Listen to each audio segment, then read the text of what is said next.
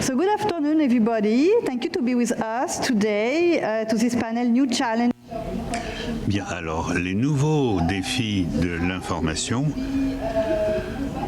et ça va être principalement en français, mais nous avons des appareils qui font de la traduction, les translation devices, et donc...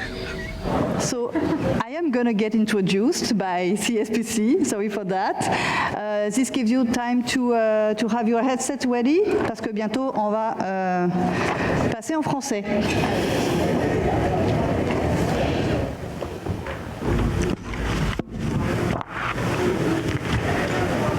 Bonjour à tous et à toutes. Je m'appelle Marjolaine Lamontagne et je suis bénévole au sein du comité des volontaires de programme du CSPC. Et nous sommes sur le point de participer à un panel intitulé... Quel est le nom du panel? Les nouveaux défis de l'information dans les parlements. Excellent. Donc, The New Challenges of Information in Parliaments, pour ceux qui ne comprennent pas le français, je ne pense pas que ce soit le cas de beaucoup de gens ici. Et n'oubliez pas de tweeter sur vos événements et panels préférés à la conférence en utilisant Science Policy et hashtag CSPC 2023.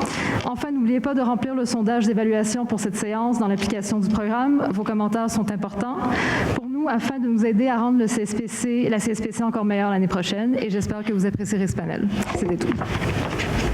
Merci beaucoup Marjolaine. Et puis j'en profite aussi pour dire qu'il y a toute une équipe de volontaires francophones qui viennent du Québec et d'étudiants aussi qui viennent du Québec aujourd'hui. On est très contents qu'ils soient venus avec nous. Alors, écoutez, on parle évidemment de décisions politiques prises informées par les données probantes. Puis une fois qu'on a dit ça, qu'on voulait prendre des décisions politiques informées par les données probantes, on le sait, c'est plus facile à dire qu'à faire. Donc c'est de ça qu'on va parler aujourd'hui. Et on le sait, dans le contexte parlementaire, c'est toujours délicat parce qu'il y a plusieurs études qui ont été menées à ce sujet-là. Je pense aux études de Evidence for Democracy ici au Canada, au récent sondage mené par le CSPC, là, il y a à peine un mois, qui nous disait à quel point les parlementaires ont très peu de temps disponible pour prendre connaissance des informations scientifiques et des données probantes. Ils ont aussi énormément de quantité d'informations à digérer et une information qui est très diversifiée. Donc pour eux, c'est tout un enjeu et il y a aussi une grande différence dans l'intention qu'ils ont d'utilisation de ces informations scientifiques-là. Ils veulent les utiliser davantage pour convaincre, alors que souvent ces informations scientifiques ont été conçues pour démontrer. Alors comment on fait pour réconcilier ces réalités? Il n'y a rien de nouveau là-dedans, sauf quelques éléments qu'on veut vous présenter aujourd'hui. Tout d'abord, les parlements ont développé beaucoup de mécanismes à travers le monde de façon très différente en fait selon les cultures et les langues pour outiller en fait les parlementaires dans leur démarche d'information scientifique. Et on va regarder un petit peu quelles sont ces différentes pratiques, surtout à travers la francophonie. On va aussi regarder les nouvelles dimensions du métier de mobilisation des connaissances pour fin de décision. On va au-delà de la note de politique. On ne s'arrête plus à ça aujourd'hui. Il y a beaucoup d'autres facettes qu'on va aborder aujourd'hui de ce métier-là. Et évidemment, on va parler d'intelligence artificielle qui s'est invitée déjà depuis un certain temps dans les débats politiques, mais aussi dans la façon dont on va la faire, cette politique. Et donc, on va en parler avec nos différents panélistes. Je suis ravie de les présenter. Monsieur Mathieu Ouimet, professeur au département de sciences politiques à l'Université Laval et directeur général du réseau francophone international en conseil scientifique. Bonjour Mathieu. Bonjour. Ensuite, on a Stéphane Gagnon, professeur au département des sciences administratives de l'Université du Québec en Outaouais. Bonjour Stéphane. Bonjour Gilles. Et avec nous, nous avons Lalita Akaria, directrice principale, division de l'économie, des ressources et de l'environnement à la Bibliothèque du Parlement. Bonjour. Et en ligne avec nous, on a Jules Racine Saint-Jacques, chef du service de la recherche à l'Assemblée nationale du Québec. Est-ce que tu nous reçois, Jules? Oui, Julie, bonjour tout le monde. D'accord. Nous, on ne l'entend pas très très bien sur la scène. Je ne sais pas si vous êtes capable de monter un peu le son pour nous. 1, 2. Ça va un petit peu mieux. Un peu mieux, tant mieux. Ok, parfait. Bon, le contact est fait. Et moi, je suis Julie Dirvimer, conseillère stratégique au bureau du scientifique en chef du Québec. et j'animerai ce panel aujourd'hui. Alors, je vais commencer par des questions pour chacune des panélistes et ensuite on va ouvrir le dialogue entre vous et ensuite on va ouvrir le dialogue avec la salle. Je vais commencer avec vous, Mathieu. Vous avez recensé dans une étude récente les différentes formes de soutien au conseil scientifique dans les parlements de la francophonie. Alors, quelles sont les formes les plus courantes que vous avez recensées, que vous avez rencontrées en matière de fonctionnement, en matière de mandat? Est-ce qu'il y avait des parlements qui ont adopté un peu les mêmes systèmes ou c'est très variable? Donc, merci pour la question, Julie. Ça fonctionne? Je ne suis pas sûr que le micro fonctionne. Ça fonctionne, OK, parfait. Juste avant de répondre à la question, si vous me permettez, moi je pense que je remercie pour avoir organisé ce panel sur une question aussi importante pour ceux et celles surtout qui ont à cœur le fonctionnement des institutions démocratiques. Juste en guise de rappel, je vais répondre à votre question ensuite. On l'oublie parfois, mais au Canada, dans les différentes provinces, on vit dans un système qui n'est pas, là je vais faire attention, vous allez voir, qui n'est pas démocratique au sens de l'idée de la démocratie que se faisaient les Athéniens en Grèce antique. On vit dans une monarchie constitutionnelle et donc dans une démocratie athénienne, la souveraineté est au peuple. Dans notre système politique, on élit donc des représentants et j'en viens sur le sujet. Lorsque le peuple élit des représentants, à ma connaissance, dans notre système au Canada et système aussi au Québec, il n'y a rien qui garantit au peuple que le représentant utilisera les meilleures données disponibles pour prendre les décisions le concernant. D'où l'importance de se poser ce type de questions et d'examiner quelles sont les informations que les représentants utilisent pour prendre des décisions. On parle ici de législateurs, comment ils les utilisent et comment, au sein des parlements, quels sont les mécanismes de soutien au travail des parlementaires. Donc là, ça m'amène à répondre à la question. Nous avons réalisé une étude à la commande du Fonds de recherche du Québec, je dois le dire, une étude qualitative que nous avons réalisée dans 16 parlements dans l'espace francophone. Les résultats ne sont pas encore publiés. Pour l'instant, nous les avons présentés dans un autre forum au printemps, l'Assemblée nationale. 6 parlements étaient européens, 6 parlements en Afrique et 3 parlements en Amérique du Nord et un parlement en Océanie. Donc, nous avons réalisé 35 entrevues avec 42 personnes. Juste pour donner un peu de contexte sur la recherche. Entrevues enregistrées, analysées avec des logiciels spécialisés pour analyser des données qualitatives. Et pour ce qui est des mécanismes, et je dirais que le premier volet de la recherche aussi, c'était de réaliser une revue systématique de littérature, de toutes les études empiriques qui ont été réalisées. Qui avait d'ailleurs démontré qu'il n'y avait pas grand-chose sur les parlements francophones spécifiquement. On n'a rien trouvé dans la littérature francophone, sur les parlements francophones. Donc, c'est ce qui aussi nous a poussé à conduire cette étude dans l'espace francophone.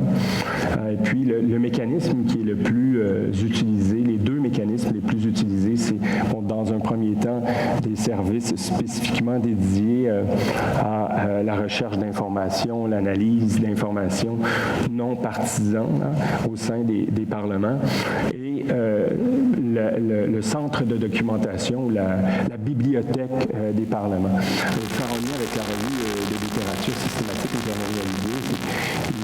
La bibliothèque du Parlement est un facteur facilitant qui est souvent qui a été documenté dans la plupart des études. Je vais terminer mon intervention peut-être sur on a trouvé d'autres mécanismes. Évidemment, il y a une très grande variation. Pour ce qui est de la bibliothèque du Parlement, on retrouve ça dans tous les parlements. Par contre, des services plus spécialisés et très importants, comme par exemple un service d'analyse critique méthodologique du contenu de publications scientifiques. Ce sont des mécanismes qu'on a trouvés dans quelques parlements seulement. Donc, il reste de la formation aussi sur comment rechercher l'information scientifique. Alors, mais j'insiste sur l'importance de la critique méthodologique. Je veux dire, il y a des études, il y a un domaine de recherche qui est assez important, qui est celui qui se développe encore aujourd'hui de la méta-recherche, c'est-à-dire l'analyse du contenu de publications scientifiques, la science comme objet d'étude. Et puis, ces recherches montrent notamment que l'information scientifique, les publications scientifiques ne sont pas exemples de biais méthodologiques. Donc là, parce qu'on est dans une logique de communication scientifique auprès des décideurs, ce service, cette capacité non seulement de communiquer des résultats de recherche, mais d'en documenter l'incertitude est majeure, surtout quand l'information est à la destination des décideurs. C'est un point très important, en effet, parce que eux-mêmes, les décideurs, les décideuses vont vouloir s'assurer jusqu'à quel point elles peuvent se bâtir leur argumentaire là-dessus et quelle est la limite de cet argumentaire-là, en effet. Tout à fait. Merci beaucoup.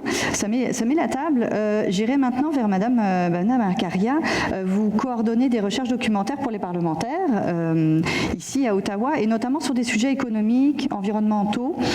Le soutien que vous offrez aux parlementaires va bien au-delà de la production de notes de politique. Puis je me souviens que dans notre préparation, vous me l'avez dit d'emblée, vous dites attention, on réduit souvent notre travail à produire des notes de synthèse de 2 pages. Ça va bien au-delà, n'est-ce pas?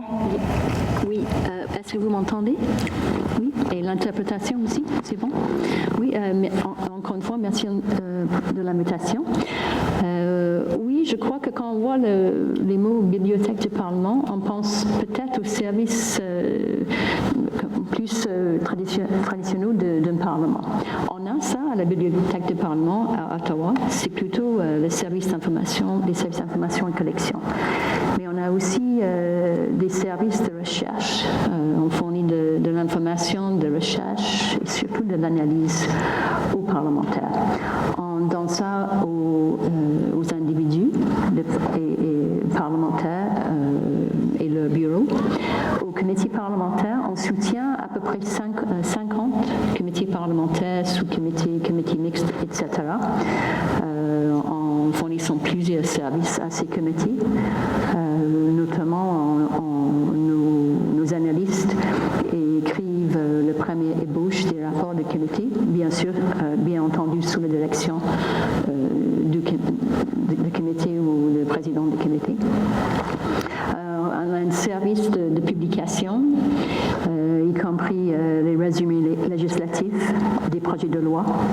On écrit aussi des publications sur des sujets, plusieurs sujets, y compris les sujets scientifiques. Aussi, on soutient les associations parlementaires, les associations qui s'occupent des questions plutôt internationales, des questions de collaboration entre les parlements. Donc, on a les analystes qui soutiennent ce travail-là aussi. En plus, en termes de recherche et d'analyse, c'est au-delà juste de fournir une note d'information. Nos analyses, nos synthèses aussi, on incorpore les données, les analyses de données, la visualisation des données, la cartographie GIS. On a des spécialistes de GIS dans nos divisions de recherche. On fait aussi des analyses de ACS+, analyse comparative entre les sexes. Donc, on met ce genre de lentilles, si vous voulez, à tous nos travaux pour s'assurer qu'on voit l'impact d'une politique, d'un projet de loi, d'une question sur des groupes, différents groupes démographiques. Donc, c'est pas juste de l'information, je dirais, il y a 30 ans, c'était surtout des questions plutôt simples. Maintenant, nos parlementaires, le staff, ils ont tout accès à ces Google, etc. Donc, nous, on fournit des services sur les questions plus complexes, où ils demandent des analyses comparatives, des questions d'analyse de données, fournir des produits de visualisation, etc. Donc, c'est beaucoup plus qu'un service de fournir des documents, si vous voulez, aux parlementaires. Puis on pourra reparler de ça, si on m'entend bien, oui. On va vous donner un autre micro. On va en reparler de ça, mais l'importance aujourd'hui que prennent les données dans notre façon de rendre le monde intelligible pour nous, on va en reparler dans la deuxième partie, parce qu'évidemment, elles sont le cœur du potentiel qu'on peut avoir avec l'intelligence artificielle. Fait qu'on on va en revenir là-dessus. Je pense que vous avez déjà réfléchi à ça aussi au Parlement. Est-ce que vous m'entendez? Est-ce que ça fonctionne? Non, je ne crois pas que ça... Ah, voilà. Là, voilà. C'est trop fort maintenant. Oui, c'est, comment on dit en anglais, evidence-based research. Oui. Donc, tout est basé sur les données, les informations des sources autoritaires, fiables. Et bien sûr, tous nos services sont non partisans. Et pour les parlementaires, les individus, c'est confidentiel aussi. Ah, c'est un élément important. Parfait, je vais passer à notre prochain invité, M. Racine Saint-Jacques. Est-ce que vous nous entendez bien? Très bien, Julie, merci. Parfait, moi je ne vous entends pas trop bien, mais vous nous entendez déjà bien. Votre fonction est similaire à celle de Mme Accaria, dans le fond, mais plus au niveau provincial, à l'Assemblée nationale du Québec. Mais là, c'est pareil, vous allez bien au-delà de la rédaction de notes de synthèse de 2 pages, là, on s'entend. Est-ce que vous pouvez nous donner un ou 2 exemples d'interventions que vous avez faites et qui ont été particulièrement abouties de votre service? Vous avez vraiment eu une plus-value sur les politiques qui en sont sorties? Oui, bien d'abord, Julie, merci. Permets-moi de remercier le scientifique en chef de la tenue de ce panel. Merci aussi au CSPC qui a su s'ajuster pour mon absence imprévue là, avec vous aujourd'hui. Oui, je suis content que Mme Accaria ait parlé en premier puisque ça donne l'occasion de se mettre à table un peu pour présenter ce qui est au Canada, je pense, l'étalon or des bibliothèques parlementaires. La Bibliothèque parlementaire d'Ottawa fait figure de précurseur, je dirais, en bien des choses. Cependant, à Québec, on a un service qui recoupe en bien des places celui qui est offert dans la plupart des bibliothèques parlementaires dans le monde et à Ottawa aussi. Les 3 volets du service aux parlementaires que Mme Accaria a mentionné, on les offre aussi, bien qu'avec un effectif plus réduit. On est seulement 17 professionnels, une technicienne, donc une courte équipe de 18 personnes pour desservir les 125 parlementaires. On les dessert donc en commission parlementaire dans tous les mandats qui sont extra-législatifs, mandats de consultation, mandats de reddition de comptes principalement. On les dessert aussi dans les délégations interparlementaires lorsque les députés vont à la rencontre d'homologues à l'étranger. Et on les dessert aussi à titre individuel. Donc, les députés font de plus en plus appel à nous pour tous leurs besoins d'information. Et dans toutes ces sphères-là, les besoins sont très éclatés. Il faut comprendre que tous les sujets finissent un jour ou l'autre par converger à l'Assemblée nationale. Donc, ça nous prend une équipe qui, certes, a des compétences en recherche, mais a surtout des capacités de généralistes, et une aptitude à se saisir d'un sujet très rapidement pour en transmettre l'essentiel aux parlementaires, puisque c'est souvent ce qui nous est demandé. Donc, mettre la table sur un problème complexe en des mots simples, concis et efficaces. Alors, tu mentionnais les bons coups. On pourrait en mentionner plusieurs, surtout lorsqu'on s'attarde au mandat de commission parlementaire, puisque c'est souvent là qu'on a l'occasion d'établir un lien de confiance sur la durée avec les parlementaires, Julie. Et donc, je pourrais citer là, plusieurs exemples, là, les mandats récents sur l'usage des pesticides, l'avenir des médias d'information, l'évolution de la loi concernant les soins de fin de vie, les violences au hockey mineur l'hiver dernier.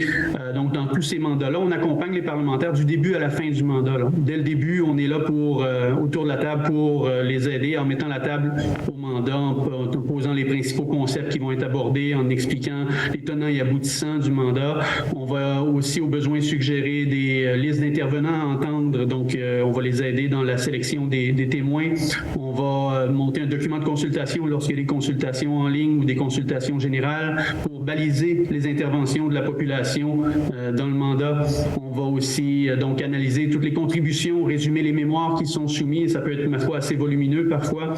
L'essentiel étant de contribuer par notre travail à la bonne marche des travaux et à l'assimilation de toute l'information qui est transmise aux parlementaires dans ces contextes-là. Donc, si j'avais à résumer pourquoi ces contextes-là sont favorables à une intervention de la recherche dans les travaux parlementaires, parlementaire, je dirais 3 mots, essentiellement compétence, confiance et pertinence. Et la pertinence, si tu me permets d'insister sur ce dernier-là, j'aurais envie de dire qu'on n'est jamais aussi pertinent en tant qu'intercesseur auprès des parlementaires que lorsqu'on est sollicité. C'est vraiment dans ces occasions-là qu'on sent qu'on répond à un besoin réel et qu'on fait œuvre utile auprès des parlementaires. Or, en l'absence d'une structure institutionnalisée d'intervention de la recherche dans les travaux parlementaires, il faut savoir par exemple qu'à l'Assemblée nationale, il n'y a rien dans le règlement qui prévoit que la bibliothèque doit intervenir en certaines circonstances. C'est par tradition qu'on intervient dans les travaux. Donc, en l'absence d'une telle structure, le lit de la notoriété du service de la recherche et de la bibliothèque plus largement est toujours à refaire, puisque la clientèle se renouvelle aux 4 ans à chaque élection générale. Donc, si j'ai encore un peu de temps, Julie, j'aimerais te parler un peu du dernier bon coup, j'ai envie de dire, qu'on a fait, qui ne porte pas de temps sur une intervention dans les travaux, mais plutôt sur comment est-ce qu'on a fait pour renouveler cette notoriété-là à l'occasion du renouvellement de la législature. Je ne sais pas s'il me reste un peu de temps encore. Oui, vas-y. Oui, parfait. Donc, c'est ça. L'année dernière, comme vous le savez, on a accueilli un nouveau contingent de parlementaires à l'occasion des élections générales. C'était la 43e législature qui s'ouvrait et c'est toujours une occasion pour la bibliothèque de se refaire connaître auprès des parlementaires pour les inciter à faire appel au service de la bibliothèque. Donc, notre campagne à cette occasion-là s'est articulée en plusieurs axes. Premier axe, il fallait un message simple qui était axé non plus seulement sur nos services, mais davantage sur les besoins concrets des usagers et des usagères, donc des députés et de leur personnel. On a aussi mis l'accent sur une campagne d'affichage dans les premiers mois de la législature dans des endroits stratégiques de l'hôtel du Parlement. On a fait des présentations non plus seulement aux parlementaires, aux nouveaux parlementaires, mais à l'ensemble des parlementaires et de leur personnel politique, particulièrement le personnel des circonscriptions. Et on s'est aperçu que les besoins étaient très grands en circonscription, donc peut-être qu'on aura la chance de revenir là-dessus plus tard. On a aussi fait des formations sur nos services, des formations virtuelles et en personne, non plus seulement au début de la législature, mais tout au long de la législature. On en fait encore un an plus tard et on va continuer d'en faire durant les prochaines années. Et enfin, on fait des rappels fréquents de l'existence des services, des différents volets qui sont offerts aux parlementaires par tous les canaux de communication qui sont disponibles. Et cette stratégie-là, elle a porté ses fruits. Donc, je pense que la bibliothèque peut être fière de dire que plus que jamais, on soutient les parlementaires dans l'exercice de leurs fonctions, puisque au service de la recherche, par exemple, on est en voie de dépasser l'objectif qu'on s'était fixé de 100%, donc de doubler l'objectif qu'on s'était fixé. Au service de l'information, nos collègues bibliothécaires de référence, eux, ça va dépasser l'objectif annuel d'environ 30%. Donc, le volume de demandes qu'on reçoit est plus grand que jamais. Et les demandes, on s'en aperçoit, sont plus complexes, un peu comme ce que disait Mme Macaria. On s'aperçoit que les besoins des parlementaires évoluent pour embrasser davantage la complexité du réel. Et pour la première fois aussi, on a pu tester la satisfaction des parlementaires à l'endroit des services qui leur sont offerts. Et on s'est aperçu qu'ils étaient, ma foi, très contents. Donc, je vous passe les détails du sondage de satisfaction qu'on a donné, simplement pour vous dire qu'on a sondé 295 personnes qui avaient fait appel depuis le début de la législature à nos services entre juin et septembre dernier. Et on a obtenu un taux de réponse, ma foi, assez satisfaisant de 31%. Et les réponses étaient, ma foi, très, très favorables au service. Donc, on s'aperçoit qu'il y a vraiment un besoin et que quand on y répond, ça remplit une fonction très utile. Et encore une fois, je reviens avec la pertinence. On n'est jamais aussi pertinent que lorsqu'on est sollicité. Donc, c'est un peu le message que je voudrais lancer aujourd'hui. C'est un excellent message. Et puis, on reviendra aussi sur la question de la formation. Je pense que c'est intéressant aussi des compétences associées à ça, des personnes généralistes, mais aussi très, très diversifiées. D'ailleurs, on est très content de travailler à mettre en place un scientifique ou une scientifique en résidence chez vous, dans votre service. On espère que ça va compenser pour l'augmentation substantielle des demandes que vous avez. Et en même temps, c'est un terrain d'apprentissage formidable pour des gens qui sont dans la relève en recherche ou qui commencent leur carrière. C'était le mot du commanditaire. Voilà. On va passer à M. Gagnon maintenant. On va se tourner vers le très proche avenir avec vous, j'irai même vers le aujourd'hui, parce qu'on est rendu dedans.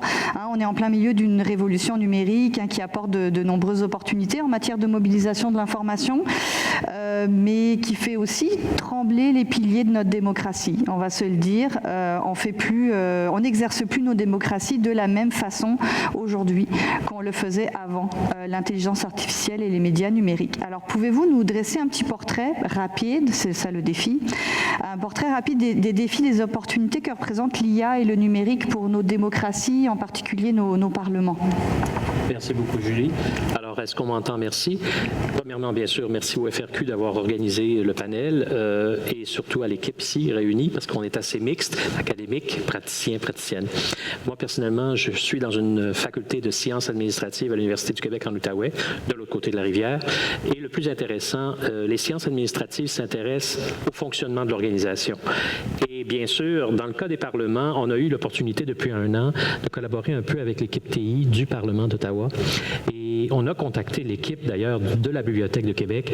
Et la raison est simple, ces environnements-là, bien sûr, avec la fluidité de l'information qui circule, le fait qu'il y a une transparence, mais aussi particulièrement ce qu'on appelle en bon anglais « accountability », une responsabilité sociale, bien sûr, et l'aspect, comme l'étudie justement Mathieu dans ses travaux, sur la dimension de la validité et la fiabilité de l'information scientifique qui est véhiculée et sur lesquelles s'appuient les décisions.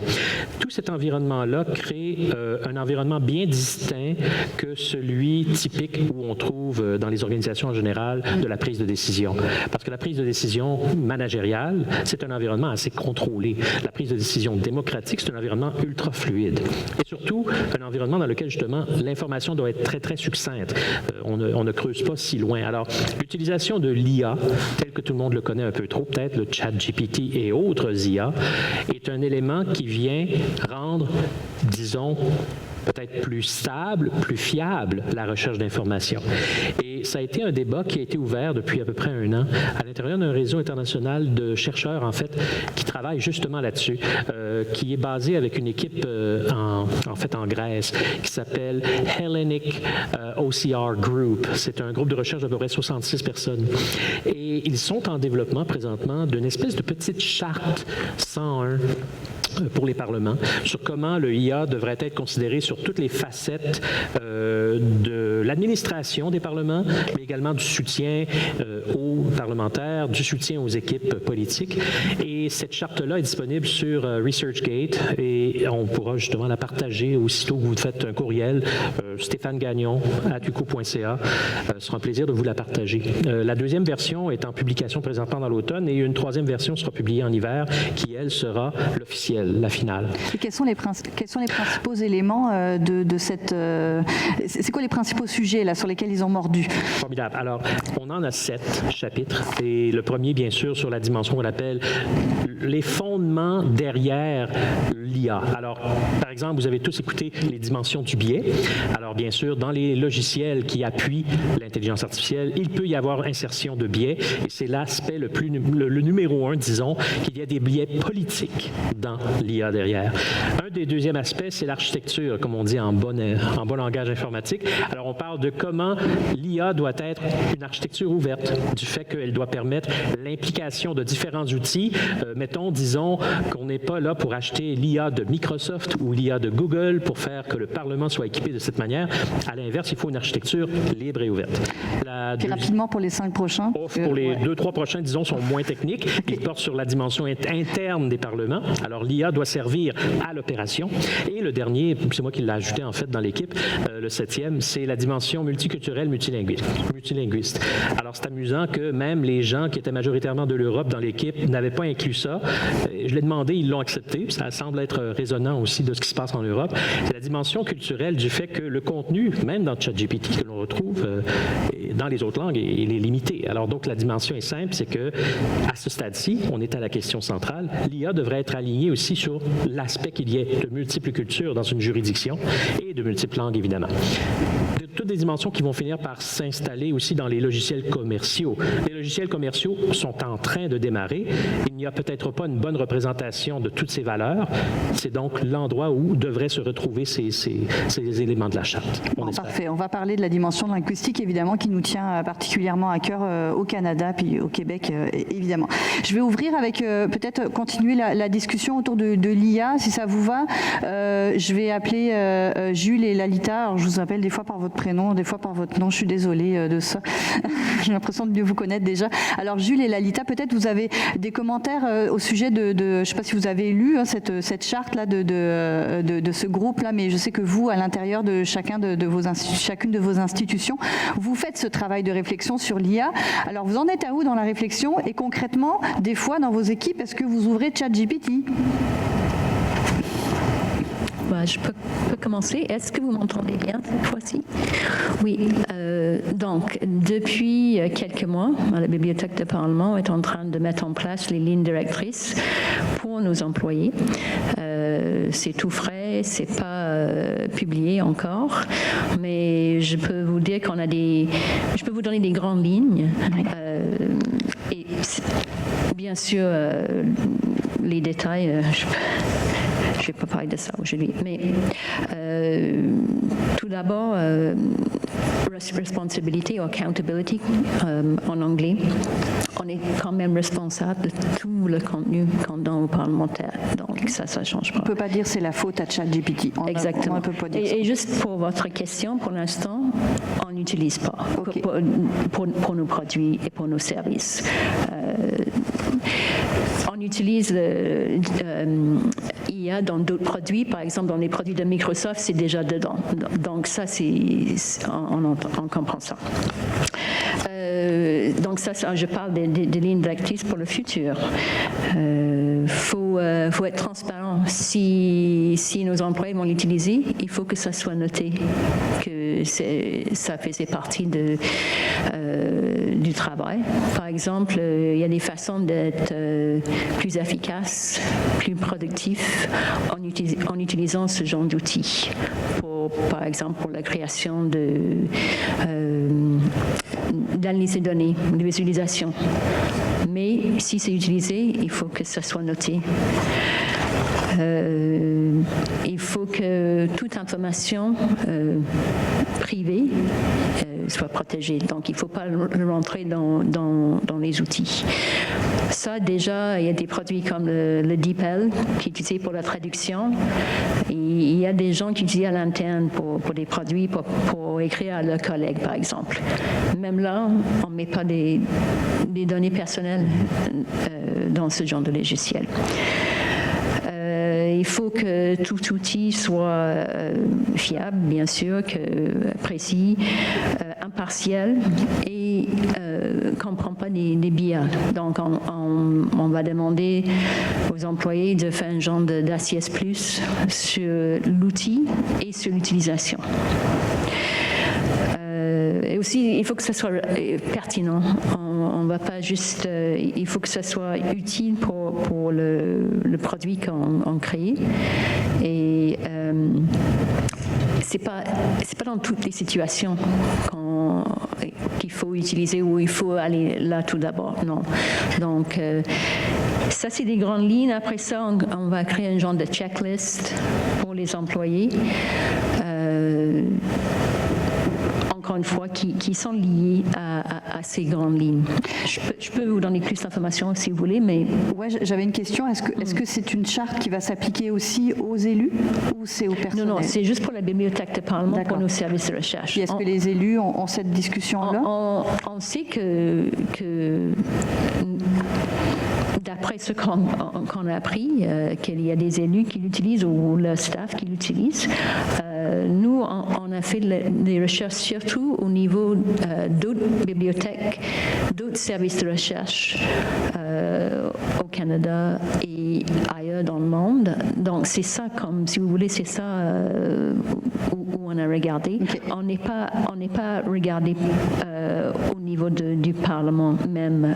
Okay. Mais c'est sûr que ce genre de produit, c'est utilisé partout.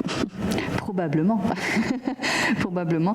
Je retourne peut-être, est-ce que Jules, est-ce que vous voulez compléter là-dessus? Oui, je trouve très intéressant les démarches entreprises par la Bibliothèque parlementaire du Canada, puisque c'est un peu similaire à ce qu'on entreprend nous aussi à l'Assemblée nationale du Québec.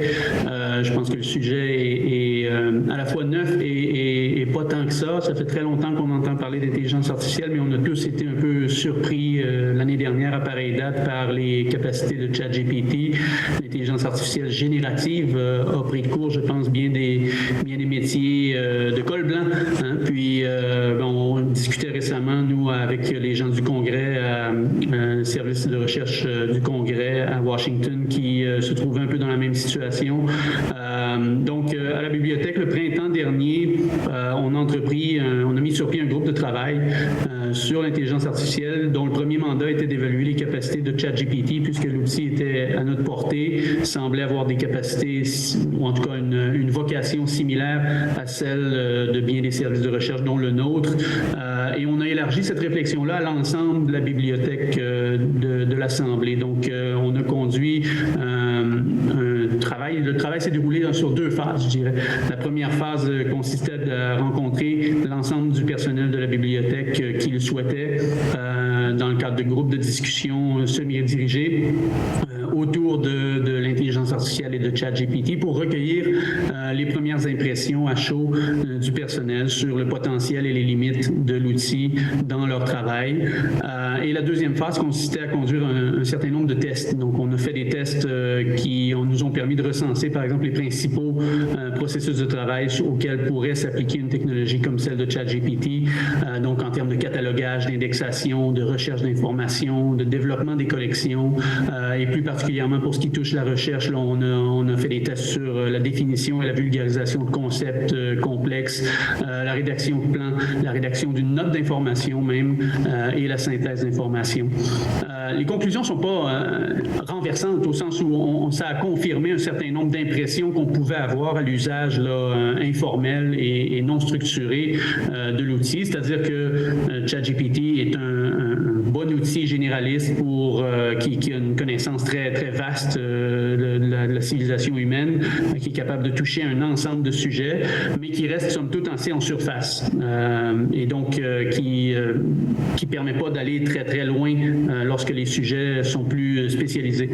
Ça nous a aussi permis de comprendre que les limites de l'outil sont aussi d'ordre chronologique. Maintenant, ça vient de changer d'après ce qu'on voit. Nos conclusions de rapport sont déjà un peu dépassées, mais bien que le rapport vienne tout juste d'être approuvé par la direction, puisque à l'époque où on a conduit les tests, le corpus sur lequel le modèle s'arrêtait et s'était entraîné arrêtait en 2021, je crois. Et maintenant, là, on parle d'un corpus qui s'étend jusqu'à 2023 dans la dernière version plus turbo de GPT-4. Mais ça nous a quand même ça a suffi à nous convaincre qu'il y avait bel et bien un intérêt manifeste là, à poursuivre les examens sur tous les potentiels et les limites des outils d'intelligence artificielle pour la bibliothèque et plus largement pour l'Assemblée, puisque en parallèle, l'Assemblée a mis sur pied un autre groupe de travail qui va être chargé, un peu comme le décrivait Mme Accaria, de mettre sur pied d'édicter un certain nombre de lignes directrices dans le cadre d'une politique d'encadrement, d'un cadre de gouvernance. Un groupe de travail que j'ai le plaisir de diriger depuis le mois dernier. Donc, on est au premier pas là, du groupe et qui va procéder vraisemblablement par la même démarche, là, une démarche donc de consultation, de mobilisation du personnel, parce qu'on estime que c'est quand même important dans un sujet comme celui-là, aussi sensible, de mobiliser dès le départ le personnel d'une organisation pour qu'ils comprennent la démarche et qu'ils y participent activement. Et puis aussi, on va explorer un peu ce qui s'est fait un peu partout ailleurs pour aboutir avec un certain nombre de principes là, à mettre en place et à respecter lorsqu'on intègre et on utilise l'intelligence artificielle dans le cadre administratif du Parlement. Parfait, merci beaucoup. Et on a parlé justement de la capacité de ChatGPT peut-être à traiter, c'est plus difficile de traiter des enjeux très précis, très locaux. Là, en parlons alors de ChatGPT en français, notamment Monsieur Ouimet, là vous dirigez là le nouveau réseau francophone international en conseil scientifique. Évidemment, on fait pas du conseil scientifique de la même façon en anglais et en français. On ne vient pas s'abreuver aux mêmes informations, ou on aimerait ne pas s'abreuver aux mêmes informations parce qu'on ne vit pas les mêmes choses. Et est-ce qu'il y a un potentiel intéressant là, de l'intelligence artificielle là, justement pour mobiliser les connaissances produites dans la francophonie ou en français?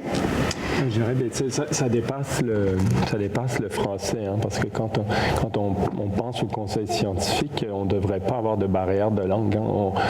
Sur une question particulière, on devrait s'intéresser à toutes les études qui ont été réalisées sur cette question-là, qu'elle ait été publiée en japonais, en italien ou en français. Effectivement, la lingua franca de la science, c'est l'anglais, donc ça crée des problèmes importants. Je vous laisse imaginer, lorsqu'on réalise une synthèse de connaissances pour éclairer la décision, si une étude très importante réalisée au Japon, par exemple, n'est pas captée à cause des questions de langue, l'impact que cela peut avoir sur la qualité du conseil. Alors, pour ce qui est de l'IA, évidemment, ça ne sera pas porté par le réseau lui-même. Il y a déjà des initiatives, des réflexions dans la francophonie au niveau institutionnel, je dirais gouvernemental, sur les questions notamment de découvrabilité des contenus scientifiques francophones, mais aussi dans une logique de plurilinguiste. Et pour ce qui est du conseil scientifique plus particulier, je porte plus ce chapeau-là. Ce qui manque, en fait, c'est une espèce de base de données bibliographique pour être très concret, un peu comme ceux qui sont dans le domaine de la santé, Medline, PubMed, ou d'autres, qui permettraient de rechercher, faire des recherches avancées et de capter ces études, ces publications qui ne sont pas captées par les principaux moteurs de recherche, avec utilisation de l'IA pour la traduction automatisée. Donc, il y a déjà, la bonne nouvelle, c'est qu'on est au début du processus. Il y a déjà, c'est quelque chose qui va voir le jour éventuellement. Là. Je pense qu'on est tous d'accord là-dessus. Et puis, il y a des gens qui travaillent sur cette question. Donc, oui, je dirais oui pour le français, mais ça dépasse la question du français. C'est vraiment la qualité et l'exhaustivité de l'information sur une question précise. Et peut-être faire un peu de chemin sur ce qui a été dit, ou vous me permettez de développer un peu plus comment l'IA peut être utile dans le conseil scientifique. Donc, il y a plusieurs étapes. Et puis, moi, je l'ai testé aussi. Des collègues le testent. Il y a des équipes de recherche, je veux dire, qui travaillent là-dessus depuis des années. Notamment dans la recherche documentaire, c'est un des aspects qui est important.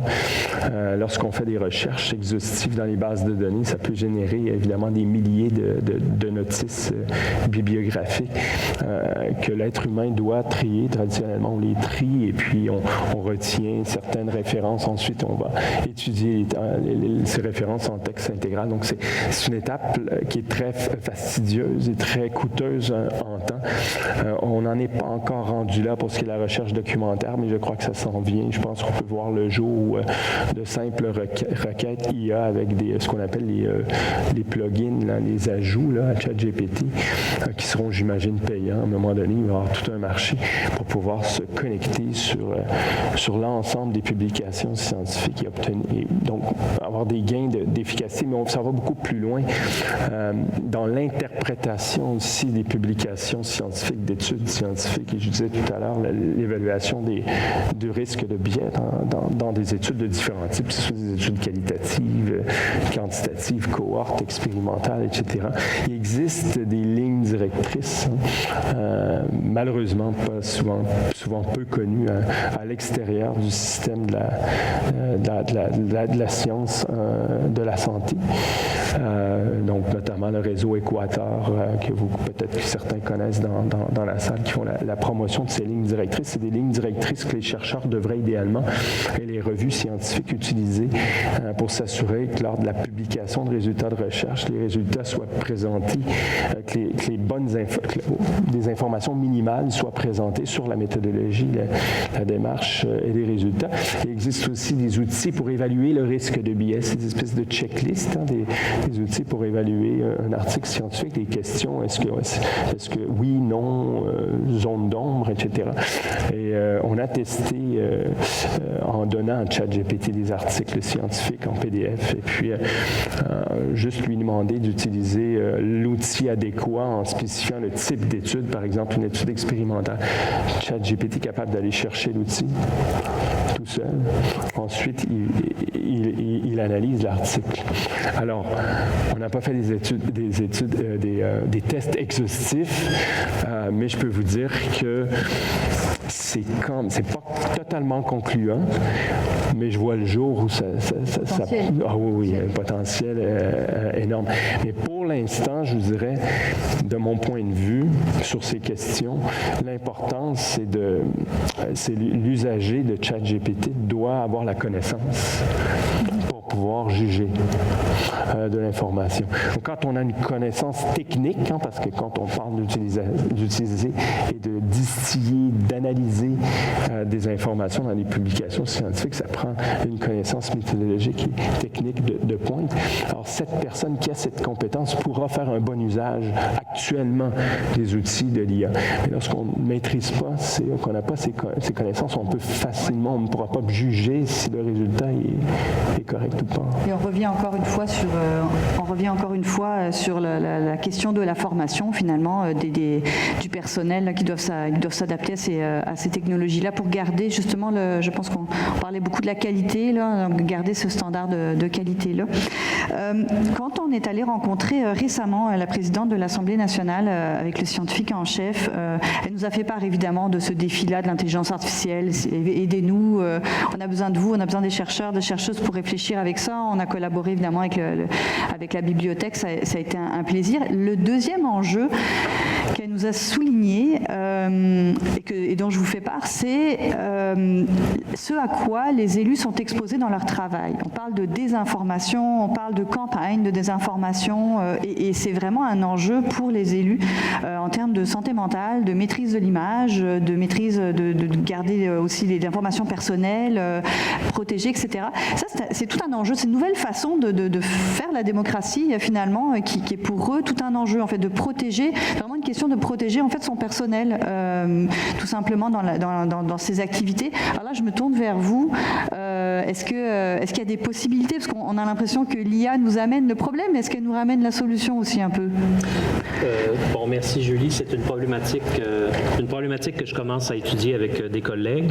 Et personnellement, je vous confirme, les outils que l'on connaît aujourd'hui, que tout le monde d'ailleurs a vu un peu passer, sont encore à des balbutiements. Alors, c'est clair qu'ils n'ont pas encore été massivement utilisés. Ce que je peux confirmer, cependant, c'est que la solution est beaucoup plus importante que le problème, en fait. Pas seulement parce que c'est important, mais en termes de potentiel. Alors, le potentiel de solution est plus grand que l'on pense. Première chose, la technologie derrière, comme vous le connaissez, ce sont les réseaux de neurones profonds. C'est une technologie que, même au Québec et partout au Canada, on a été parmi les pionniers dans le monde. Alors, le plus important, c'est qu'il y a d'autres technologies de l'IA qui sont, entre autres, exemple, les graphes de connaissances. Ce sont des réseaux de connaissances, là, les concepts sont reliés. Donc, ce ne sont pas seulement des co-occurrences de mots-clés, qui est un des outils principaux utilisés par l'IA pour faire des recommandations. On parle des connexions formalisées. Alors, c'est un modèle formel des domaines de connaissances. Et c'est là que l'information valide et invalide peut être facilement discernée. Alors, quand je vous dis, et aussi un autre aspect de la désinformation, on n'en parle pas assez, je crois. La désinformation, ce n'est pas un phénomène qu'on appelle parcellaire. Ce n'est pas un événement unique ou fortuit qui se produit. Ce sont généralement des campagnes bien orchestrées. Et des campagnes, bien sûr, soit de l'ingérence politique de l'étranger, soit de l'interne, un débat qui déraille, si on veut dire le mot, soit aussi, disons, une politique qu'on appellerait dégoûtante, qui peut émerger dans certains débats. Alors, ces campagnes ont une dynamique, et tous les gens qui étudient les réseaux sociaux, les médias sociaux vont vous le dire, il y a en fait une pattern, un style. Donc on est capable de voir venir les patterns. En effet, le but, c'est de modéliser les patterns, et ça, c'est l'effort présentement que je fais avec une petite équipe. C'est de dire, y a-t-il un pattern? Et bien sûr, on ne pourra pas les documenter, on est financé avec 25 000 $, mais on va faire au minimum un modèle. Et le modèle va permettre de dire, désormais, lorsque vous voyez émerger 2 ou 3 éléments, ça fait partie d'une chaîne de 15 éléments qui sont potentiellement dans des scénarios pas évidents. Alors, ce modèle, ce qu'on appelle un réseau ou un graphe de connaissances, on l'ingère également dans le système de prévision ou de recommandation de l'IA. Et c'est ça la source de validation. Alors, c'est la source formelle, validée par des êtres humains. Oui, en effet, la co-occurrence de tel événement formalisé, c'est un type 7 sur 7, c'est une désinformation à outrance. Une autre qui est une ambiguïté, 3 sur 7. Une autre qui est une désinformation légère, 1 sur 7. Ce score va permettre de faire que l'analyse future de désambiguation sera beaucoup plus fiable. Et donc là, si on revient à notre député ou victime d'une campagne de désinformation ou je sais pas moi, d'une politique là qu'on met en place, puis là on voit qu'il y a une désinformation face à cette politique ou ce projet de loi, donc on peut le voir venir au tout début. C'est le but. Et l'idée, c'est que donc on arrive un peu à désamorcer la bombe au tout début. Oui. C'est ça l'idée. Oui, Okay. Une campagne de 2, 3, 4 jours, vous aurez dans les premières heures une idée de qu'est-ce que serait votre plan d'action. Oui, ok, donc c'est un peu comme quand on C'est voit une l'objectif. souris à la maison, si on la voit, c'est trop tard. Elle est déjà Oui, c'est partout. un Donc fait. là, l'idée, Oui. c'est de s'en rendre compte plus tôt. D'accord. Oui, Très bien. absolument. Ben, ça donne beaucoup d'espoir, ce avoir, projet-là. Oui, merci beaucoup. Et maintenant, je me tournerai vers le public, vers vous. Si vous avez des questions, des commentaires, des expériences aussi, merci de vous présenter au micro, de rapidement, on va vous amener le micro, de rapidement vous présenter et de poser votre question éventuellement aux panélistes.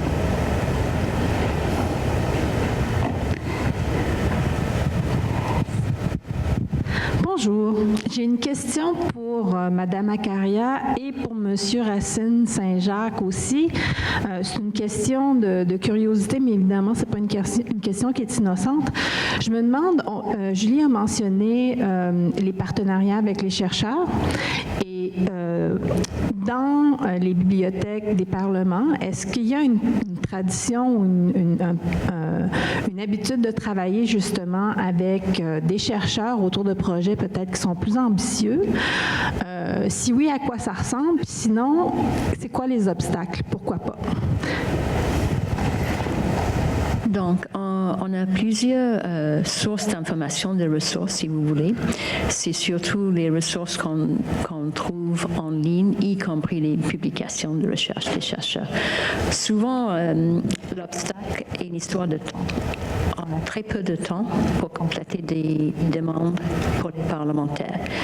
Quelquefois quelques heures, quelquefois quelques jours. C'est pas fréquent qu'on a quelques semaines pour travailler sur un projet de recherche. Donc, si on... je pense que c'est moi, c'est long. Si on cherche de l'info... Non, je crois que c'est bon. C'est le micro qui est un peu aléatoire. Désolée. On veut avoir tous les mots de votre conversation, pas juste la moitié. Oui, désolée. Bon, donc, le temps, c'est un obstacle. Donc, souvent, on utilise, tout le temps, on utilise les ressources qui sont en ligne.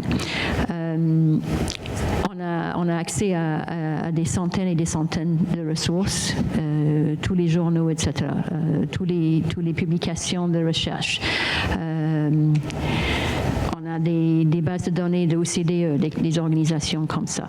Donc, je dirais, et aussi, bien sûr, les témoignages devant les comités parlementaires. Qui peuvent être faits par des chercheurs ou des chercheuses. Exactement, exactement. Donc, des liens, par contre, directs, on a beaucoup moins. On doit les chercher dans les informations qui sont disponibles en ligne, les sources que je viens de donner.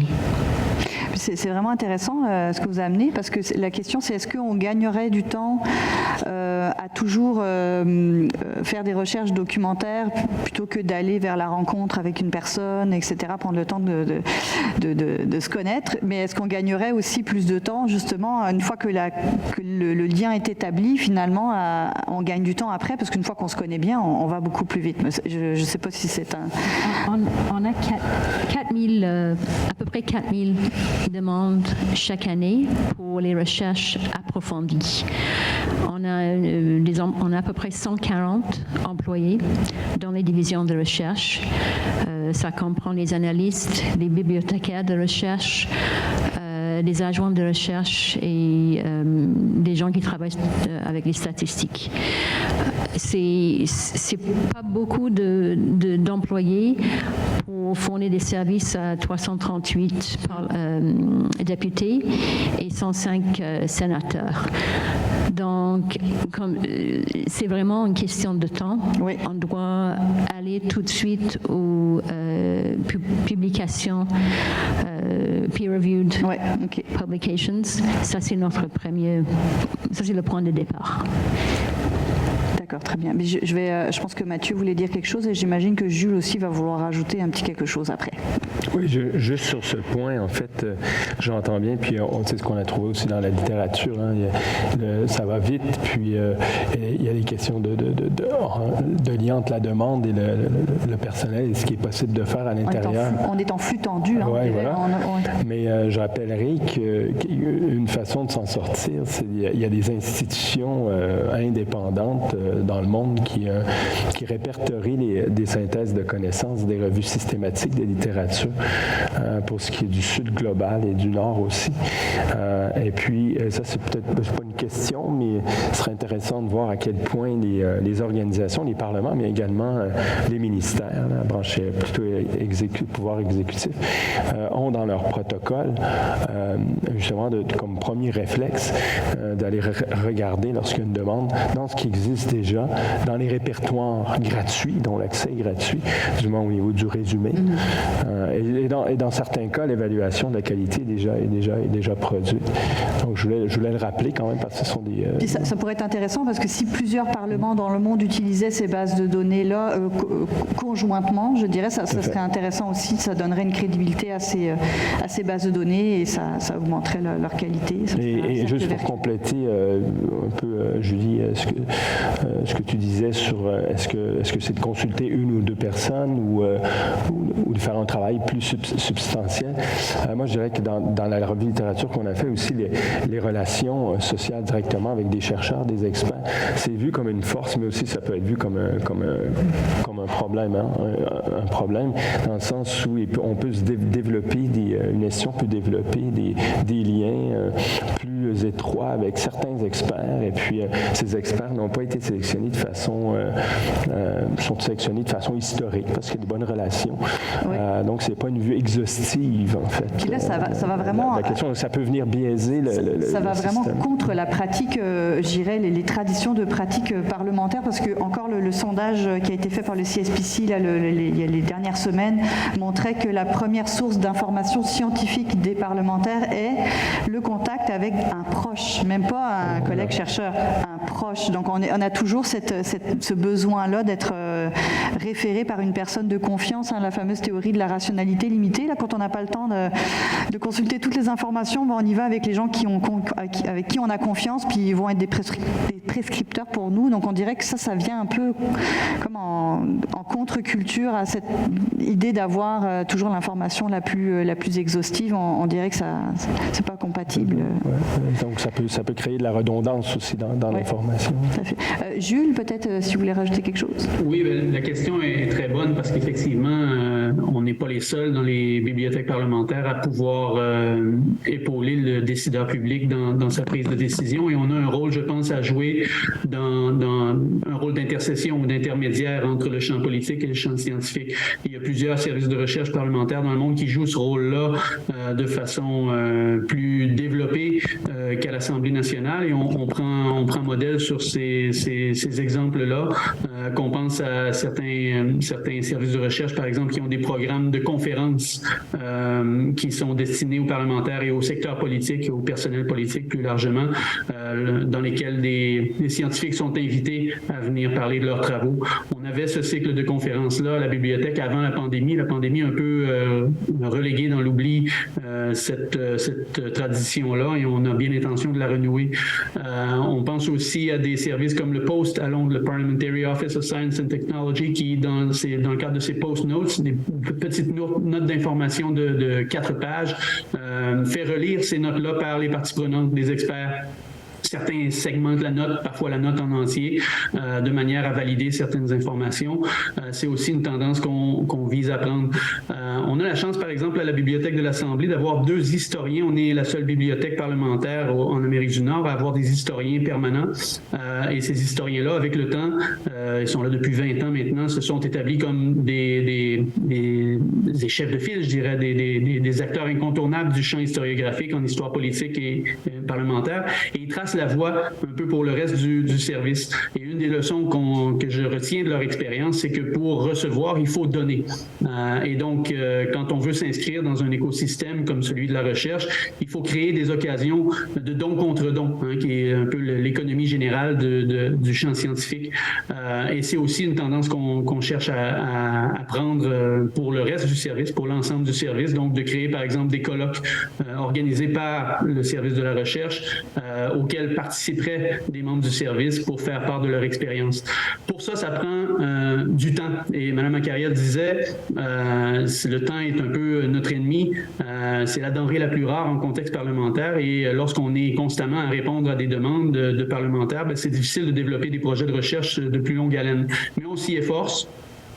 Et on y réussit, somme toute, assez bien là, depuis la fin de la pandémie particulièrement.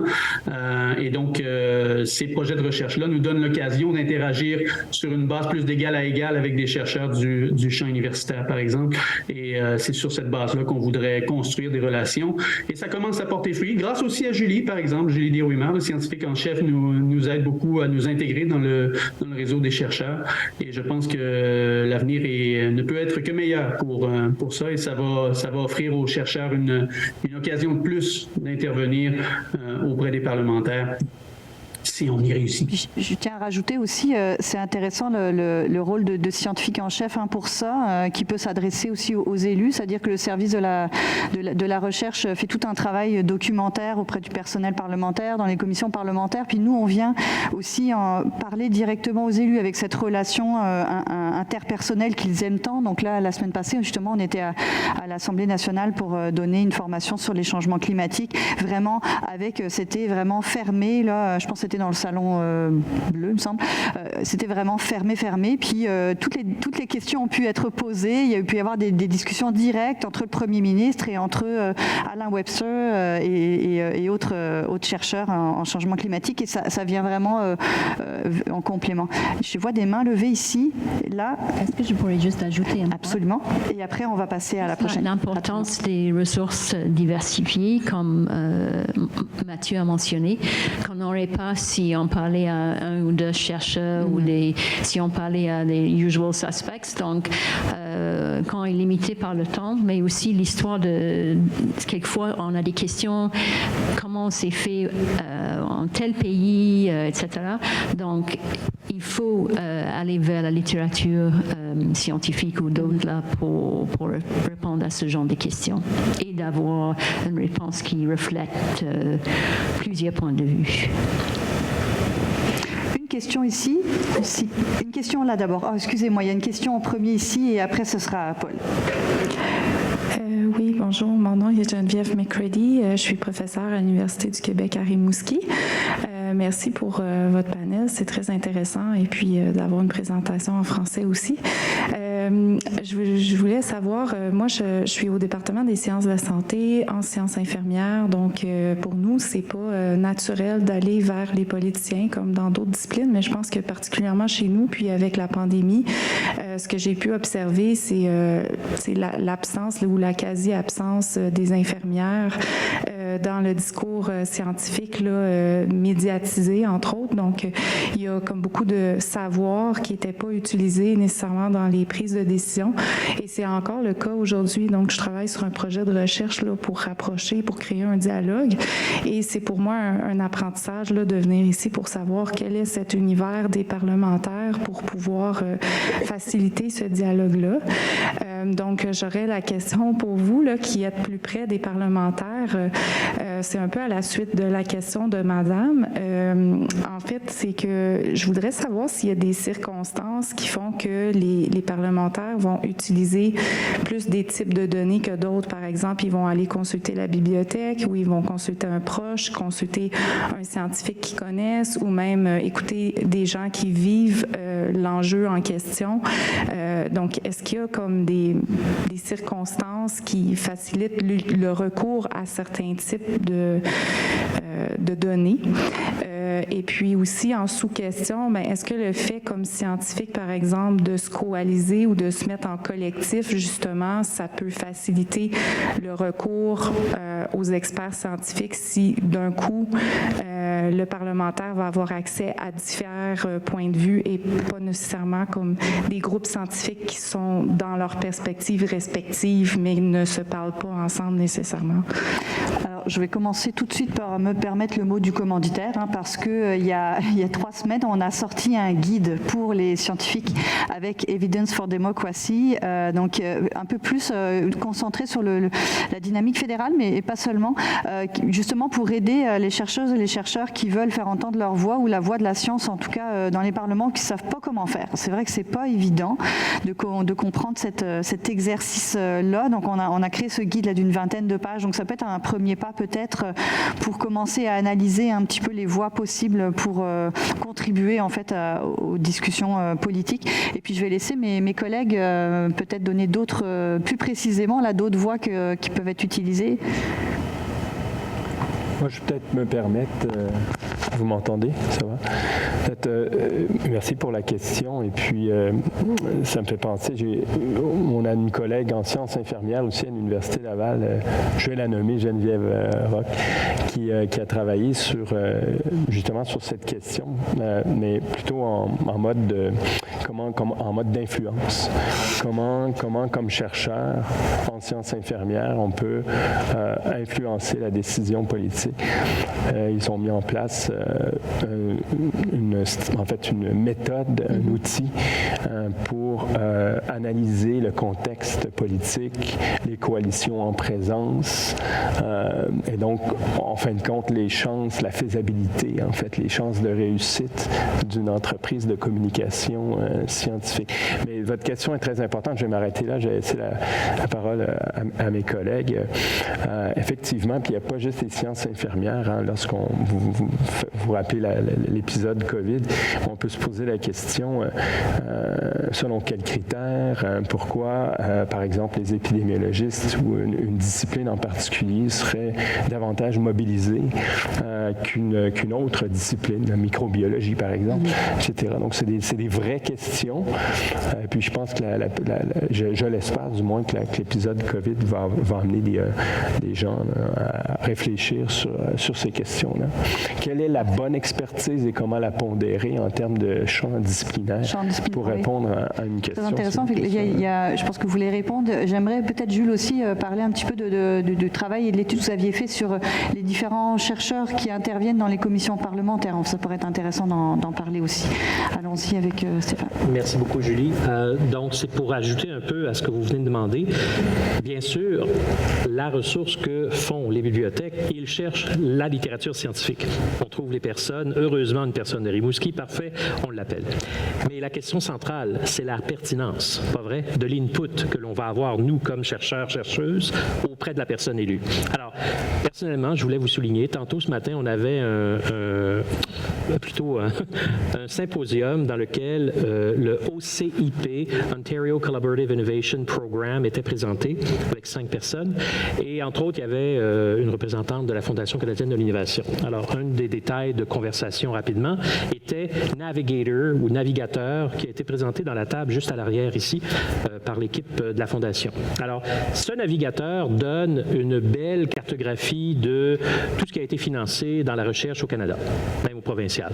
Alors, la question la plus intéressante, ce que vous venez de poser, vous, comme scientifique des sciences infirmières, comment se fait-il qu'il y a des disciplines, il y a des endroits, peut-être même au Canada, au Québec, qui ne sont pas appelés par les bibliothèques, mais également par les élus?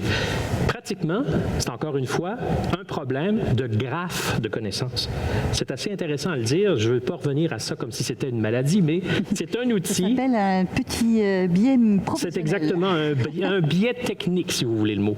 Alors bref, c'est pour dire que de cette manière, avec cet outil qu'on appelle le graphe de toutes les personnes, avec tous leurs liens entre elles, leurs co-citations, tous les autres aspects de thématiques de recherche, de contenu de texte et, encore plus particulier, les résumés d'articles scientifiques classés très précisément par phrase.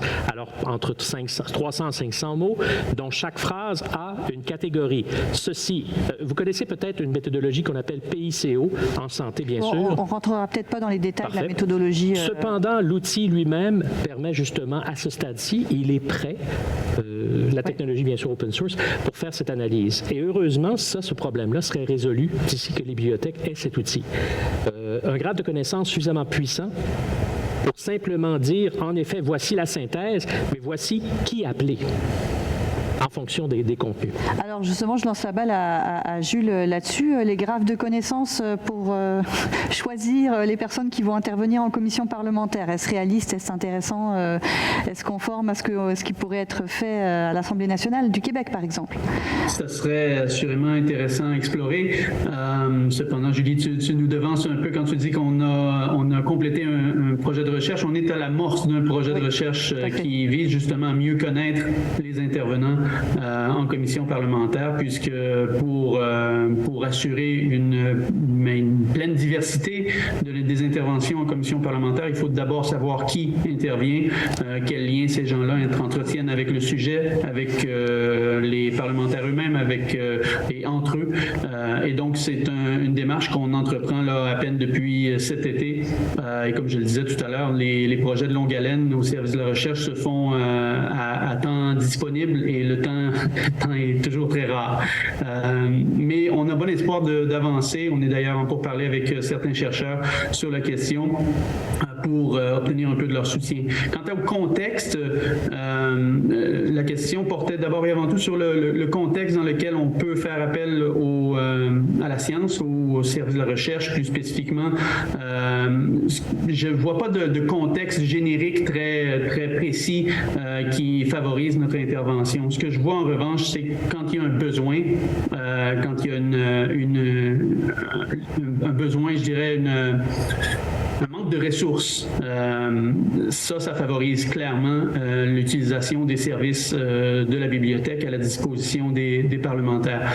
Donc, on peut penser, par exemple, que les groupes parlementaires qui ont moins de ressources, les groupes d'opposition, saisissent davantage l'opportunité qui s'offre à eux de sous-traiter, entre guillemets, leurs besoins en information au service de la recherche et au service de l'information de la bibliothèque, plutôt que de mobiliser de leurs ressources. Parce qu'il ne faut pas oublier que chacun des groupes parlementaires ont eux aussi des services de recherche partisans.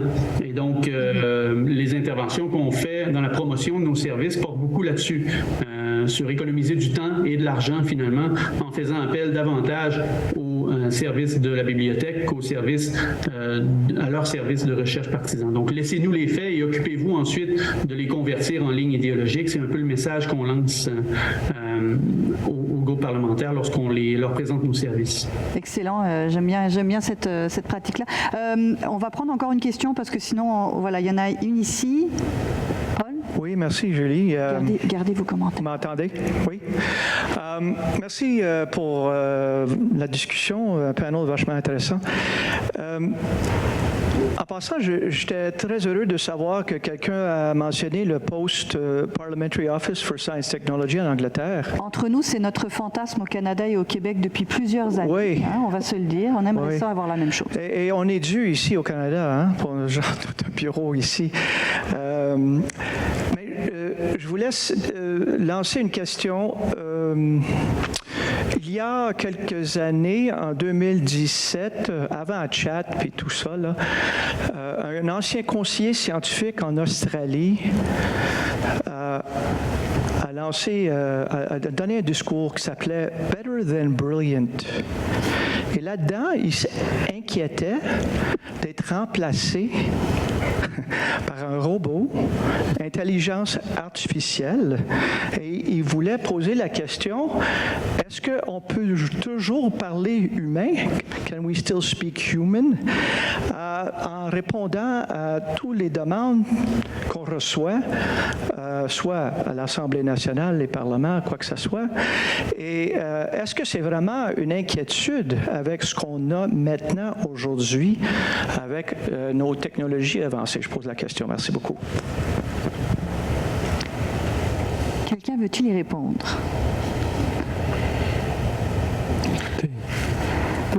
Oui. Je suis un petit peu désolé, évidemment, Paul, heureux d'avoir votre question. Alors, quand on dit parler humain, vous voulez dire demeurer centralement humain, avoir des valeurs, avoir une reconnaissance de l'humanité, ces dimensions-là. En effet, c'est la dimension qu'on appelle du biais de tantôt qui est derrière les modèles, comme on les appelle. Alors, en effet, il n'y a pas de mécanisme actuellement pour assurer ça. Mais, comme je le disais tantôt, la gouvernance de l'information, les mécanismes de contrôle, bien sûr, de qu'est-ce qu'on met dans nos outils, c'est un mécanisme qui n'est pas réglementé. Et quand on parle de réglementation de l'IA présentement, on se demande à quel endroit voulez-vous réglementer l'IA? Là, bien sûr, il y a l'aspect de la recherche dans l'IA, ça c'est un aspect à réglementer. Réglementer l'utilisation, à quel endroit, oui ou non, on doit l'utiliser. Mais réglementer l'information qu'on y ingère, c'est celle qui a le plus de potentiel dans les faits. Parce que c'est là où on peut justement s'assurer que les bonnes ressources humaines auront été appelées à commenter ou assurer que le modèle est formalisé de manière qui reflète vraiment la pratique scientifique et pratique professionnelle, et de l'autre aspect, que la réponse sera interprétable. C'est cet environnement de formalisation qui est, lui, inexistant. C'est vraiment ad hoc. Certaines disciplines ont déjà formalisé les choses. En bioinformatique, en passant, c'est ce qu'ils ont fait, pour vous dire. Mais dans d'autres disciplines, c'est criant à quel point ça manque.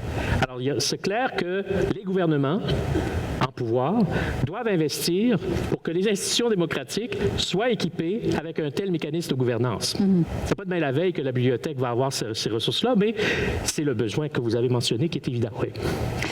Je vais proposer, si jamais il y a une personne qui veut poser une dernière question avant de faire un tour de table, parce que là, je vois tous mes panélistes qui lèvent la main, fait que je pense que ça veut dire que c'est la fin pour le tour de table. Est-ce qu'il y a une dernière, un dernier commentaire?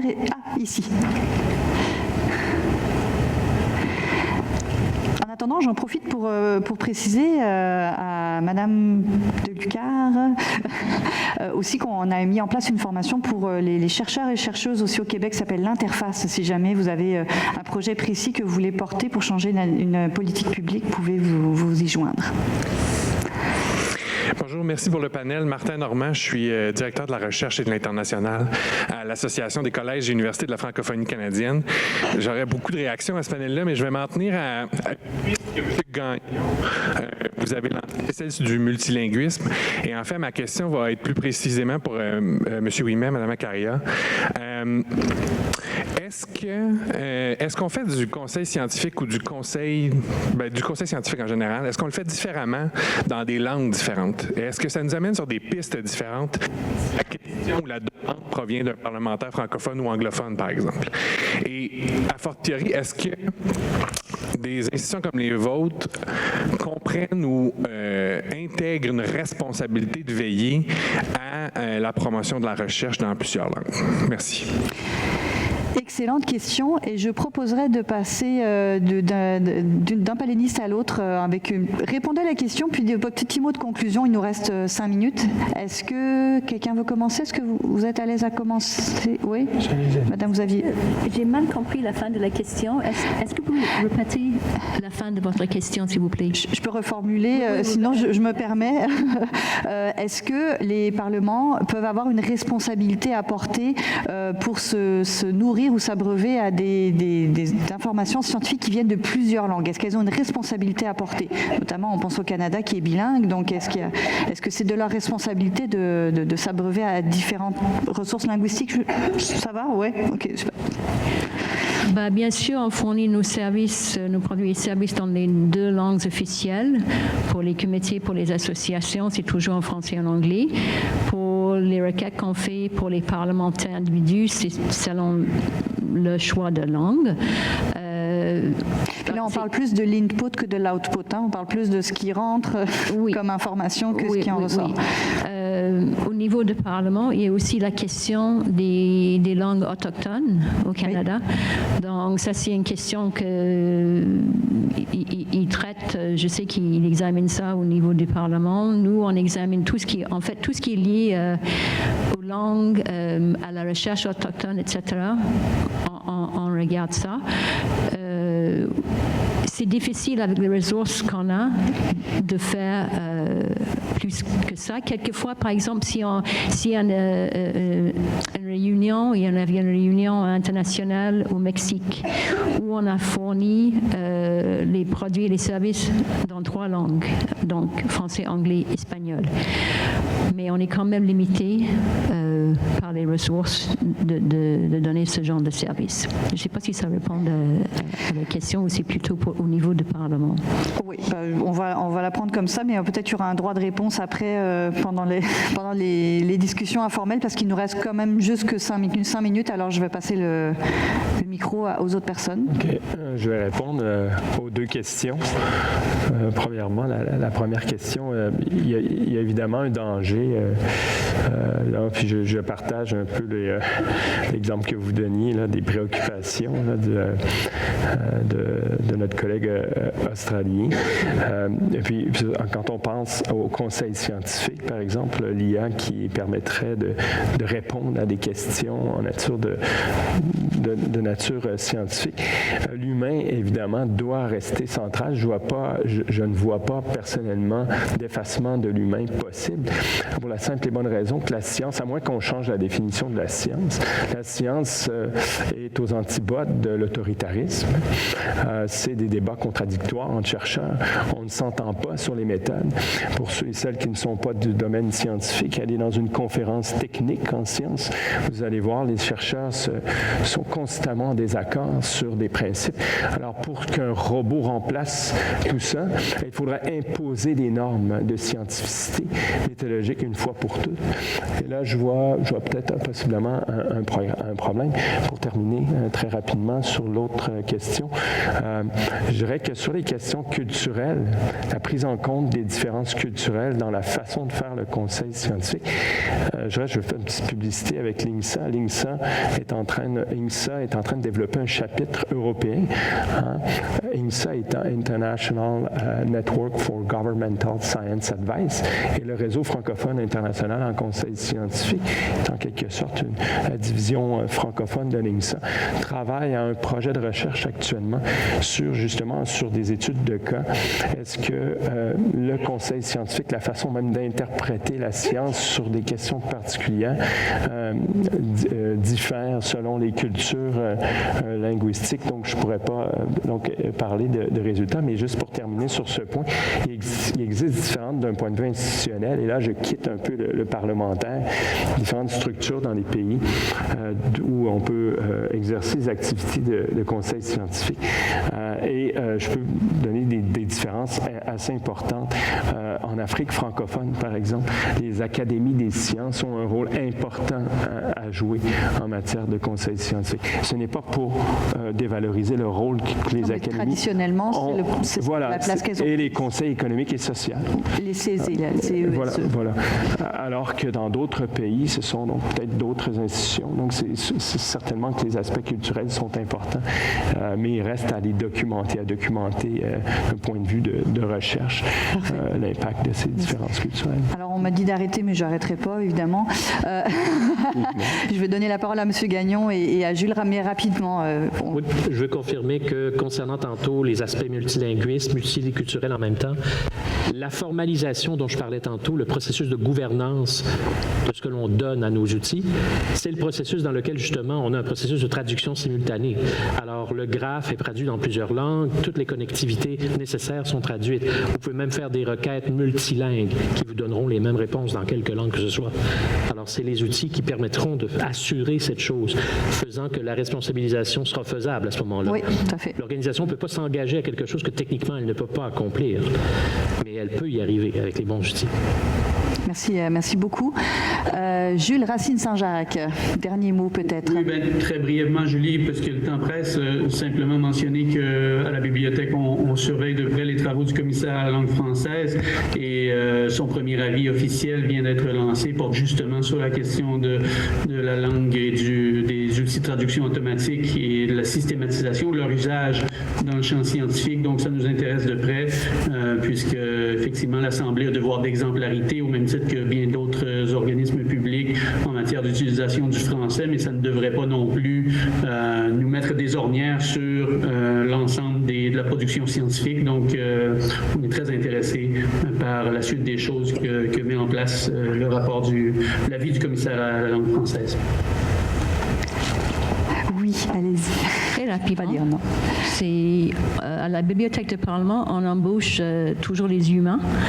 Je voulais juste faire une publicité pour le travail qu'on fait. C'est souvent les chercheurs, les étudiants, etc. pensent à rester dans les universités, les collèges, etc. Je voulais juste faire une publicité pour un autre chemin de carrière qui est l'étude des politiques scientifiques. On a des gens chez nous qui sont des avocats, des scientifiques, des gens avec des antécédents en sciences sociales, GIS, etc. On fait les concours assez régulièrement. On a très peu de scientifiques qui postulent. Donc, je voulais juste encourager dans ce groupe ici, très, très bon travail, très intéressant. On a une vue sur le travail du Parlement de loin, le travail varié. Et on aurait besoin des humains même pour interpréter les résultats à un moment donné de l'intelligence artificielle. Donc, je voulais juste prendre un moment pour faire de la publicité. C'est une très, très bonne publicité. Puis, nous, de notre côté aussi, on essaie de mettre en place des scientifiques en résidence qui permettent à des personnes qui viennent juste d'avoir un doctorat d'explorer cette carrière-là. Et je dirais, même s'ils ne restent pas après à l'Assemblée nationale, c'est tout bénef parce qu'ils reviennent à l'université, mais ils sont vaccinés à vie sur la façon dont fonctionne une assemblée, donc tout le monde est gagnant là-dedans. Donc essayons de continuer à explorer ces formats. Merci beaucoup à vous quatre. Merci vraiment pour votre générosité, votre préparation. Et puis j'espère que vous aurez de belles discussions avec les panélistes encore pendant la pause. Voilà, merci beaucoup à vous. Merci Julie. Et merci à vous.